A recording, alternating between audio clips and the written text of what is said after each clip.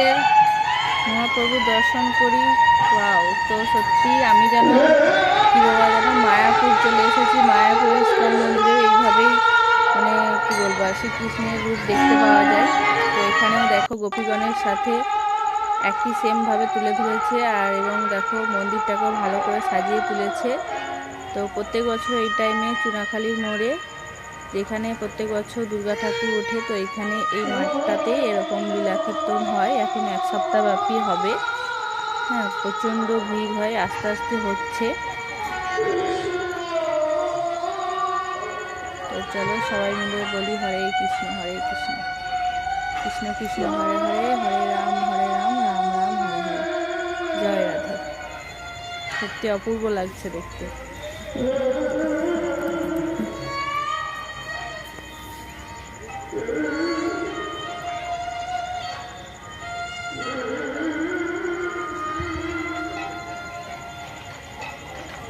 এদিকটায় দেখো ছোট্ট করে মেলা বসেছে, জিলেপির দোকান, ফুচকা, আইসক্রিম আর 6 টাকা, হরেক মাল 6 টাকা, আর 40 টাকার একটা দোকান, যা নেবে 40 টাকা। মোটামুটি ছোট করে মেলা বসেছে। আর সত্যি এখানে এত যে সুন্দর মানে গোবিন্দকে সাজিয়েছে, তার সাথে গোবিন্দের গোপীরা সবাই আছে, সত্যি খুব দেখে ভালো লাগছে। বন্ধুরা, তোমাদের কেমন লাগছে জানি না, তো আমার খুবই ভালো লাগছে এখানে এসে।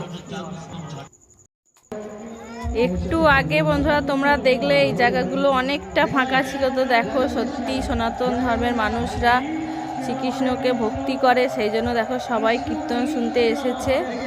হ্যাঁ, খুবই ভালো লাগছে। আমরাও অনেকক্ষণ দাঁড়িয়ে আছি, দেখছি, দাঁড়িয়ে দাঁড়িয়ে বসি নে। তো দেখো প্রচুর মানুষ এসেছে, তোমরা দেখে বুঝতে পারছো। জয় রাধে। অসংখ্য মানুষের ভিড়, লীলা কীর্তন শুনতে এসেছে সবাই, আমরাও এসেছি।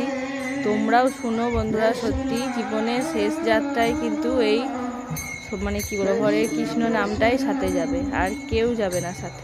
একা এসেছি, একাই যেতে হবে, শুধু সাথে এই কৃষ্ণ নামটাই যাবে।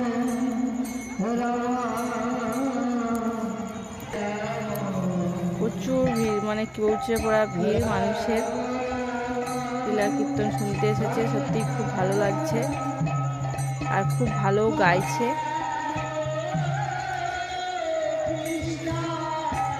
তো চলো বন্ধুরা, টাটা, বাড়ির দিকে রওনা দিই।